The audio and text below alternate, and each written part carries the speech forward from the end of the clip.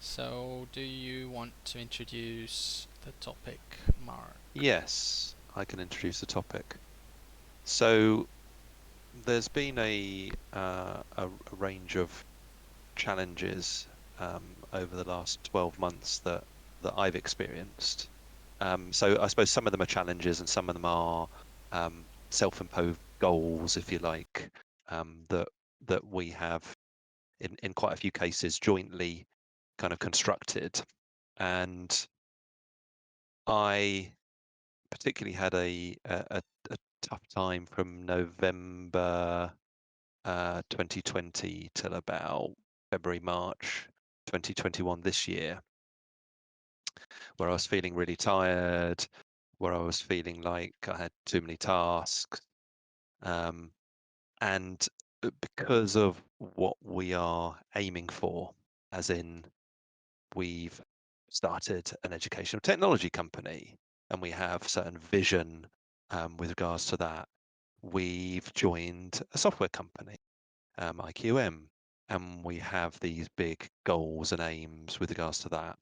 We both have other projects, if you like, smaller projects that we're also engaging with. We both have families. Um, so for me, the question is, how do we move towards these big goals and our vision without burning ourselves out? That's kind of the big question. And I feel like there's been a little bit of a kind of up and down where I'm feeling fine and then I'm feeling things are getting on top of me and I'm tired and maybe I'm missing things and then it gets better again. And I don't want to fall back into that pattern again. And I think this is quite personal, and specific to us, and we are similar in some ways there and different in others. But I think one of the things that we talked about specifically for us is that those changes in mood and the impact that we feel of doing that for a longer period of time is more gradual, and more subtle, so it's harder to sort of pick up on those symptoms before it's kind of too late, I actually being able to take action on them. Yeah, I agree. I think both of us have a certain level of resilience and adaptability. Um, and certainly from my own personal perspective, if something does kind of go wrong, I will process it for a bit, but then I'll either process it and I'll let it go, or I'll suppress it. And I think that there's only so much that I can suppress in that way. Um, and if I keep having to suppress stuff and then try to maintain positive and move forward, and I keep getting these, whether they're work related or external kind of challenges that I'm maybe not completely dealing with, but I suppress and move forward. Yes, I can still be positive and move forward. After a certain time, then I think that there'll be symptoms, and then 3 months' time, 6 months' time, whatever, um, then I've realised that I'm now in another down point, if you like, where everything's getting a bit too much. So I think what we're talking about is sort of energy levels, right? And so maybe a place where we can start is those different types of fatigue, if you remember. I, Yep. I shared that article with you, or I shared it. I don't remember exactly how we got onto You it, but you you did share it with me, yeah, the seven types of yeah, rest. yeah, rest, which obviously is linked to sort Yeah. of energy levels and stuff. Where I think, yeah, I also have a tendency, because I've got quite high expectations of myself. I've got a tendency to say, okay, well, give the extra 10% now, so that you're at 120% or something, um, and it will it's important to do it now, and you'll be able to sort of recover later. But it's easy to fall into a sort of cyclical thing where you justify that to yourself, Yeah. rationalize it to yourself all the Yeah. time, and end up never really taking that break, and you're actually kidding yourself, because you're losing in effectiveness and productivity by not taking care of your different energy levels. We talked about, well, obviously physical and mental seem relatively straightforward, but I think there was social and emotional and another few. Spiritual was on there. Yeah. Doesn't have to be religious, but having some sort of awe of the world, or something something like that. I'll find the article. So I think the one of the things that we talked about before starting this conversation now is to potentially identify some symptoms or some measures that we might be able to track, to see whether we're on the right or the wrong track, and then potentially some actions that we can take to adjust those before we would normally realize, oh, I need a break, or I'm not doing so great. Yeah, absolutely. And I think as part of our agile project management process, um, there was already something that we have implemented for the team, which is these traffic lights, this kind of satisfaction before a task, and then how enjoyable it was after doing the task. So that was one kind of thing that gives at least an insight into how people are feeling about certain tasks. And then we've also got the kind of how was the last sprint in our retrospective of what are your general kind of happiness levels. So I think at a higher level, um, that's giving you kind of overview. But the reason I kind of brought this up in the first place is that you can potentially see a trend, but I have a mindset that I'm always trying to see the positive, so I'm inclined potentially to give higher ratings for stuff than I'm actually feeling. So I know that there are some symptoms, whether that is feeling tired. I have something that I do where I go like that, kind of a sigh, and that's like a non-verbal thing that I do. Also, potentially finding it slightly more difficult to get out of bed in the morning. Not really difficult, but just slightly more difficult. So that I think there are a range of symptoms, and I'm sure there are more than that. That if we were more aware of, and if we monitored, that could give us a heads up um, on potentially us dropping into a phase where we are have the possibility of being overly drained, if you like. Yeah, and because I just pinned down some stuff which I think would be helpful for myself. Um, I have a very clear, recognizable feeling when I go into a meeting and I'm already kind of exhausted before I go in, and especially if it's a workshop, I really need to hype myself up, sort of, and get into that mode. And if that workshop is like a 3 or 4 hour workshop, then at the end of that, my brain's completely out of it, and I will, especially in woohoo meetings, I will more often say, right, I'm operating on this percentage of Yes, capacity. Can somebody else take over? Um, yes, but maybe I just need to be tracking how many of those meetings I have a week, because it's usually meetings, but it might also be other type of work where if I just put down a check mark on some kind of tracker thing of saying how many of these do I have a week, and I'm trying to obviously get that to zero, but maybe there's an acceptable number of 2 or 5, but if it's 30, then I know I have a problem. I don't have 30 meetings a week, but you get the idea. yeah, The other one that I was thinking is the traffic light. So Stuart started this week by looking at my sprint and being like, Thibaut's sprint looks okay. I think I've got one green task in there. That's not okay. For me, no, that's not okay. It might be okay for other people, but maybe I need to set some kind of green quota for myself. If I don't have at yeah. least X green points, then something's got to give. Because being on sort of so having really bad weeks and really good weeks is perfectly fine for me. But having a constant meh, that just grinds you down. So Well, yellow traffic lights is not giving you any energy, is it? no, and more often than not, it's actually taking energy away from me. Okay. Yes. Because I'm like you, I tend to rate stuff slightly higher, especially when I'm rating the satisfaction and I'm thinking back 2 or 3 days ago and I'm like, it wasn't that bad in the end. So I think I have very few red traffic lights that end up being a red satisfaction. Yes. I think probably 95% of my tasks end up being yellow, Yeah. which obviously is not helpful because that doesn't give No. you any differentiation. No.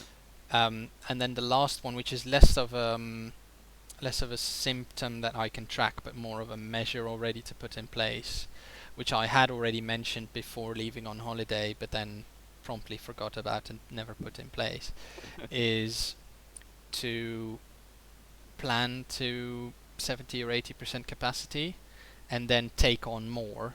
I think it was in a Yes. Woohoo meeting and It was. not in an It IQM was. meeting. Yeah. And actually, because I think we spoke about it yesterday, blocking an afternoon or a day for yourself where you don't take Yep. on any meetings, I think those two kind of fulfill the same purpose of saying, I know I will still do my 35, 40 points, which is too much for what I'm supposed to do, but at least the last 5 to 10 points I will have fun doing them, and so that will be absolutely fine from my perspective to sort of manage the energy levels from that side. So So for those of you, the points are sprint points within our agile process that we use. Yes, I've just found the article, and it's a lady called, oh no, I'm going to have to try and pronounce it.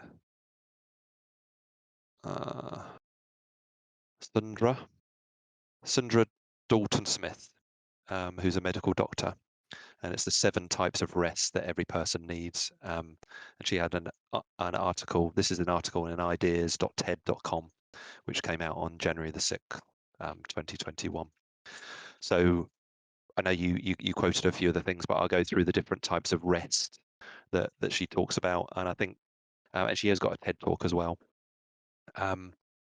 Because I think that quite a lot of people think that I'm tired, so I need more sleep. And basically, in a nutshell, what she's saying is that fine, sleep is very important. However, her study and her research has created these other categories of rest that if you're not getting a range of these different rests, then you can still be really tired no matter how much sleep you have.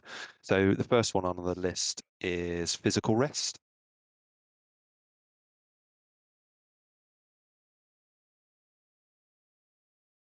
And there's 2 kind of types she's got in there. One is sleeping, and the other one is active rest, which might be yoga, stretching, massage therapy, etc., that improve circulation and flexibility.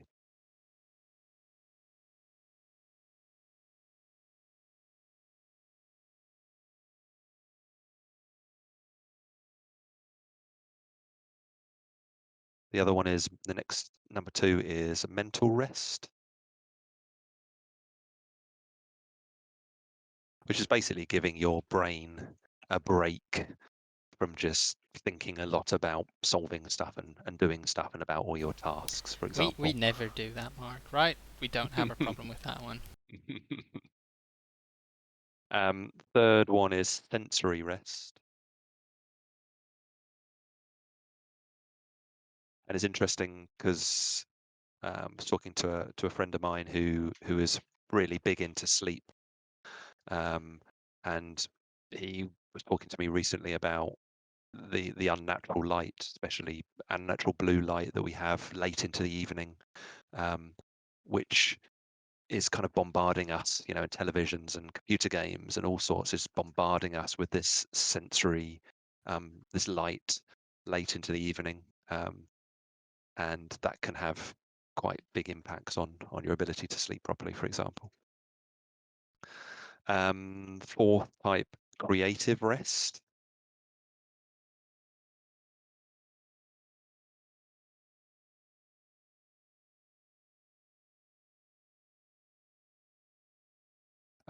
So basically, one of the solutions that she cites in there is allowing yourself to take in the beauty of the outdoors, you know, going for a walk, getting out there, seeing some different things.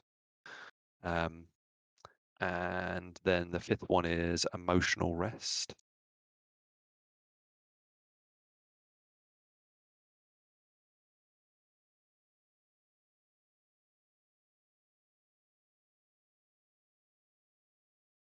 And it talks about potentially if you hang out with negative people, for example, or too many negative people, that can really drain you emotionally. So surrounding yourself with more positive people can help boost your kind of emotional reserves, if you like. And then the final one that she talks about is spiritual rest, which is your ability to connect beyond the physical and mental, and maybe feel a deep sense of belonging, love, acceptance, or purpose. And I think there's a whole range of ways that you might be able to do that. For some people, that's religion. For other people, that's maybe having a real close social group that do things together. Maybe a hobby that someone does, or certain relationships of deep connection. So yeah, I mean, when you send that through to me, because it's quite a short article with things defined quite simply, I thought, that seems actually really obvious.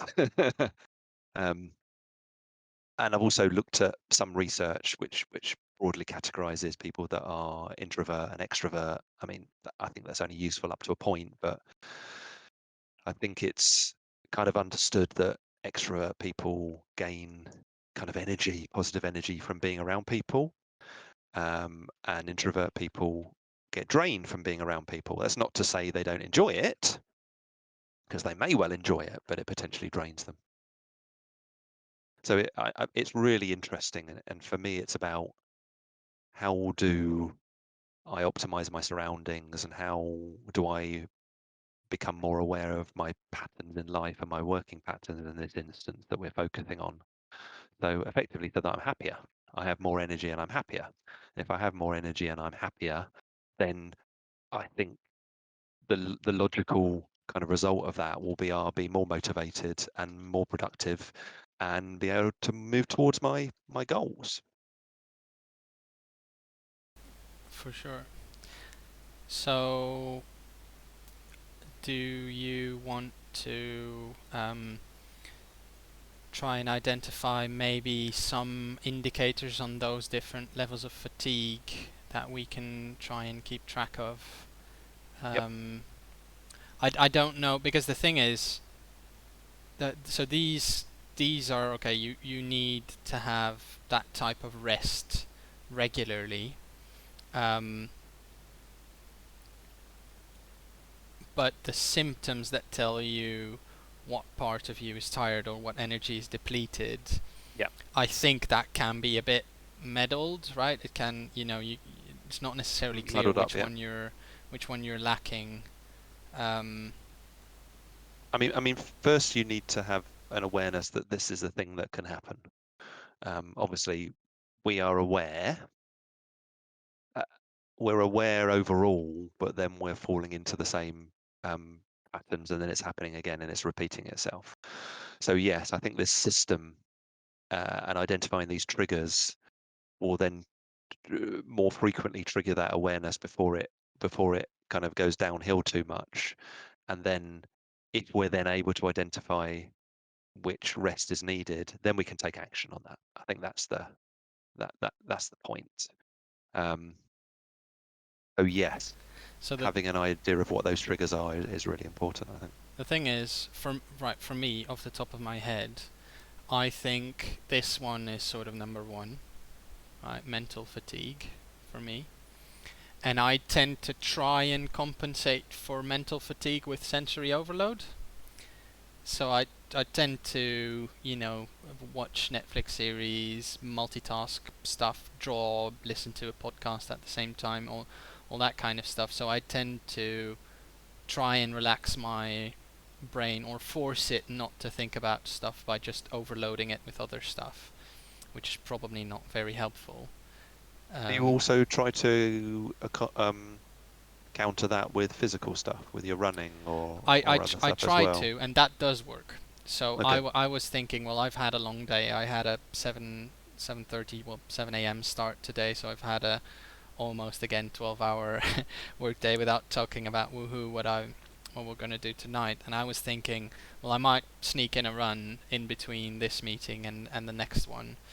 Um, and that actually that prospect energized me. So I tend to not overdo the physical, so that I think that balance is okay. But I think that the sensory one is definitely off. I think the emotional one, it comes in periods when I put too much pressure on myself in terms of what I'm responsible for and that kind of stuff. So I'd say that's sort of an on and off, and the creative one as well. I have periods where I do way too much of it and in a forced way. Um, but so I think though, if I were to manage these two better, then I think I would be able to manage the rest as well, because I wouldn't be um, overloading myself too much. The spiritual one, I don't think is an issue for me. I think I'm pretty much at peace with my place in the universe generally. So at least so far. Every now and then I have a good conversation that pushes me in another direction, but yeah, I think at least.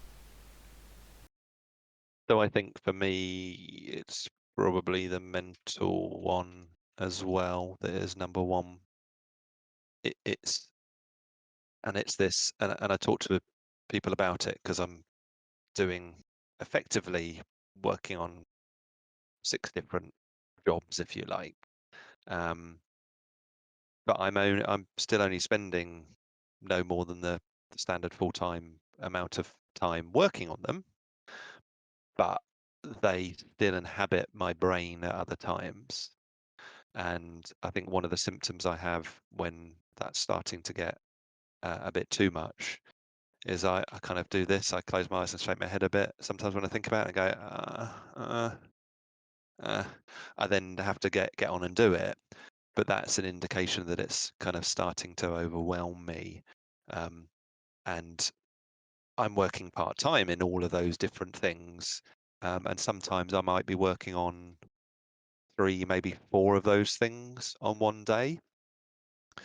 So there has to be this kind of transition point in a way where you take off one hat and you put on another hat. Um, so on a Tuesday, I'm now thinking, okay, because I run a children's sword fighting club and I run 2 classes from 6 till 8. And I've got loads of children now on my waiting list, and people really, parents contacting me saying, oh, you run this really cool thing. Can we do it as well? And I'm going, okay, I might, I'm going to probably start another hour. So it's now going to go from 6 till 9. But then I'm thinking, well, if I'm doing that, I'm not going to schedule anything in the morning, because otherwise it becomes uh, far too long, far too long a day. But that teaching with the children does fit is a positive thing, and it's a physical thing for me. So I think it's a good thing to carry on. But if I put too much into that day and make it a 13 13-hour day, then something's gone wrong there. I think that's then too much. And I think possibly the teaching interaction. I know that you sometimes need to activate yourself to go into sort of Yeah, teaching mode, but I'm pretty sure that interaction, especially with kids and stuff, also does give you energy. it does. It sort of recharges that battery, that emotional Yeah, one.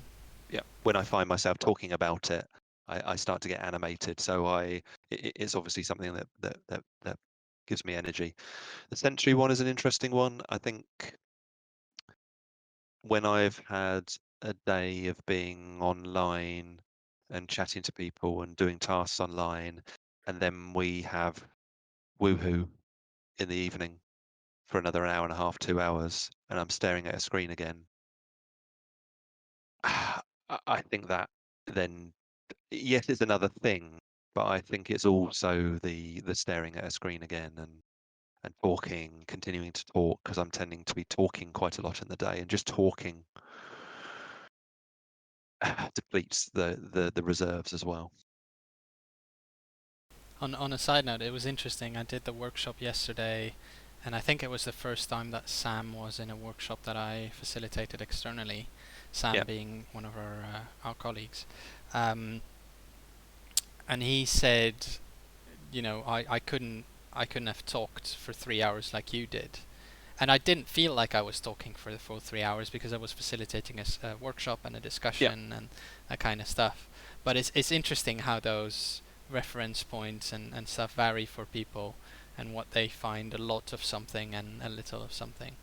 Because obviously I tend to talk a lot all the time because that's part of my job, and yeah, I don't necessarily have a problem with talking, but it's how much computing does my brain need to do? yeah, And I agree with you, being in front of the screen the whole time, and I think you have maybe a bit better balance than I do because you do more outdoor stuff than I do. Because I'm really in front of the screen 5 days a week at least yeah, for a normal work day, and then usually in the evening as well for other stuff. So I'm quite a lot in front of the screen where you still do some outdoor stuff with the sword fighting and yeah, for school, etc. yeah. Okay, so what do we? So we've identified some key areas that maybe we drain a lot more than others. So it stands to reason we might need more regeneration in those areas and more break from those things. So are you saying the sensory one is also a number two for you then? I think yes, I think it probably is. Um, yeah. So So should what? we? Yep. No, go for it. So what did this doctor person say were the rest, or how do you rest those? I mean, obviously, I imagine there's not The mental and just the sensory. not just meditation and sensory deprivation tank type thing. Uh, so with regards to the mental side,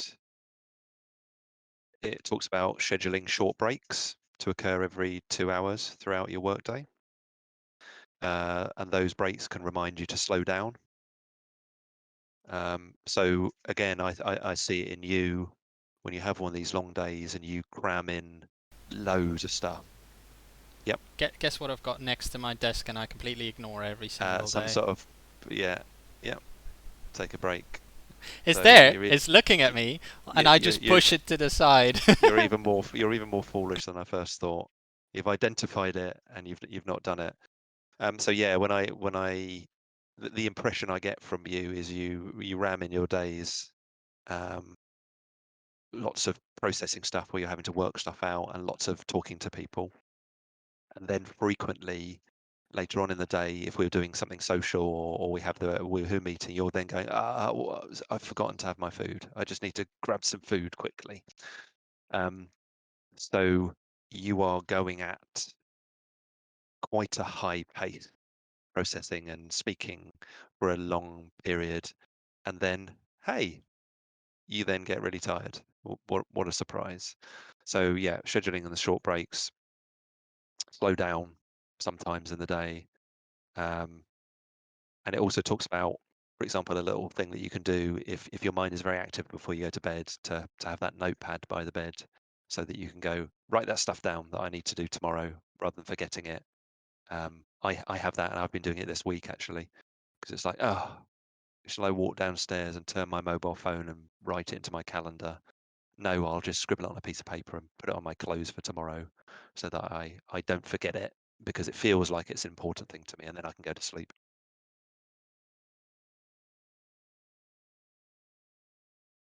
So that's all it says in this text. I mean, there's lots of things I think that There's people can do, and it's also yes, there'll be some overall things that people can do, but I think this is also customizable and for personal. sure, Some things will work much better for others for sure. than they And will the for the other people. sensory thing, So sensory thing, it's talking about bright lights, computer screens, background noise, multiple conversations. Um, and that you might start to feel overwhelmed from. So it talks about this can be countered by doing something as simple as closing your eyes for a few minutes in the middle of the day. And I suspect maybe putting in earplugs as well, so getting a break from those sensory inputs, um, as well as intentionally unplugging from electronics at the end of the day, um, and having intentional moments of sensory deprivation can begin to undo some of the damage that is inflicted by the overstimulated world.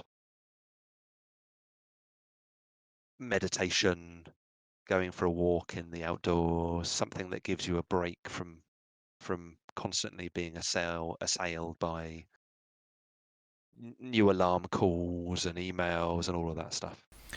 I was gonna say, because I think one of the things that does help me, um, which I was a bit disappointed, or not disappointed, I thought it was a pity that I sort of lost the motivation for painting the miniatures and stuff. But having a very focused one single focused task that's not digital, I think that kind of helps as well, because I can happily sit for 2 or 3 hours and focus on this one thing, which I think in terms of the sensory stuff, at least for me, it helps. And then running as well. But then again, normally when I run, I've got music or a podcast or something on. But the thing is, I've trained myself, and I have done this consciously, unfortunately. I've trained myself to be able to uh, deal with many stimuli at the same time, and so my body's now sort of accustomed to having them. And when it's not going on, then it's like, oh, something's missing. Like if I'm working on something and I don't have at least music on or something, then it's like, need to put some music on. And I'm aware that that's not a particularly healthy thing. I'm But just yeah. wonder whether you did that podcast thing for your running, because I was thinking about this in terms of when I was driving, because I was thinking, oh, driving seems like it's a wasted bit of time. Maybe I can maximize my learning by listening to a podcast or by listening to something else while I'm driving. But but That was the case when I was running much more. Now, because I don't run that much, I use it more to sort of let my thoughts just ramble on and okay, unwind. Um, okay. but yeah, when I used to run much more when I was training for the marathon and stuff, then yes, it was how do I make most efficient use of that time. Yeah, yeah. Cool. So I mean, I think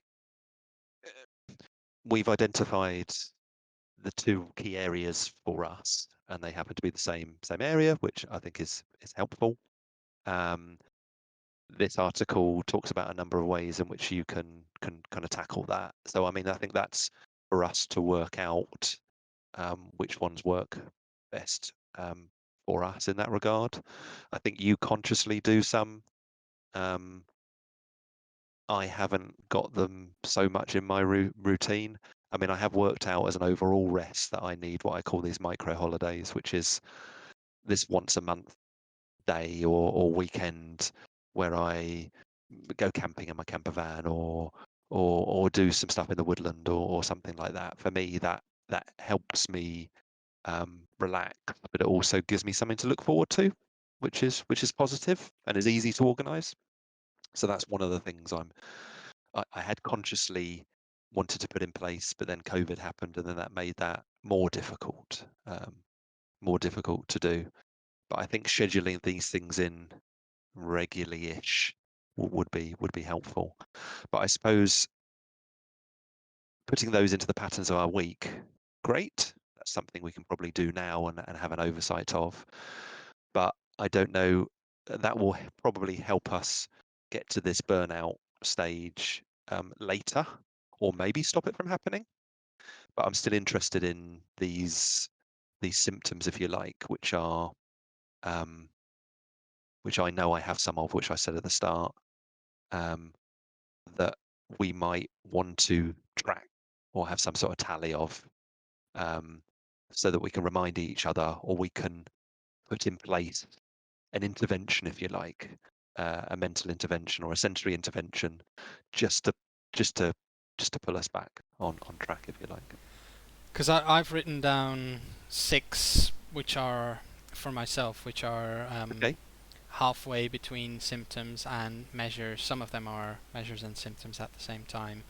Um, but it might be an idea to do something similar to the accountability thing that I do with Gerard, Yeah. where we don't have to have a call, but at the end of the day, I'll send you a message, or we do it once a week or something, to report out to each other on those metrics. And obviously, we can help each other define the metrics, but you define them for yourself, and I define them for me. I'm Maybe we do I'm something like that. yes, definitely. I'm thinking weekly, and I'm thinking, can we? Because an initial thing comes into my mind. Oh, that sounds like another task that I have to do, and I'm just wondering whether that could Kumquat. be okay. Gamification is what you're thinking? Can we make I it fun? wasn't. Oh, you Uh, weren't. Okay. I wasn't thinking gamification, but Wow, now you surprised absolutely, me. if we can make it fun, that would be great. I was just thinking whether we could make it part of um, something that we're already doing, whether that's a a reporting section in one of our try meetings, or whether that's a 5-minute segment at the start of our weekly working session, if you like, where we go, I felt like I had these symptoms this week. And then the other person says, well, that's quite a few symptoms. What do you think the cause of that is? And what are you going to put in place to tackle that? Something as simple as that, because I Yep. think we need to have this regularly, and we need to be helping each other and reminding each other that this is a constant and dynamic process that we need to be on top of.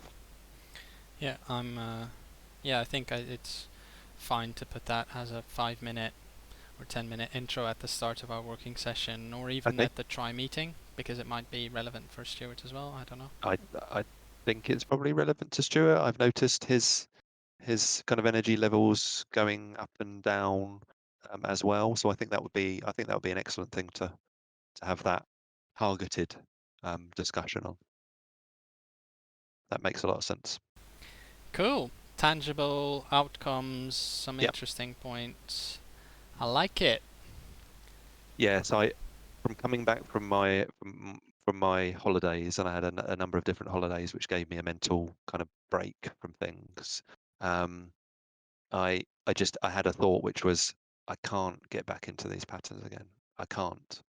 I just can't. I've made these commitments. I want to follow through on those commitments. We've got these goals.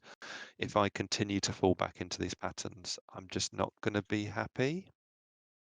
And I want to be happy while I'm doing these things, especially as some of the things that we're proposing are innovative and hopefully quite amazing, that could have a positive impact on other people.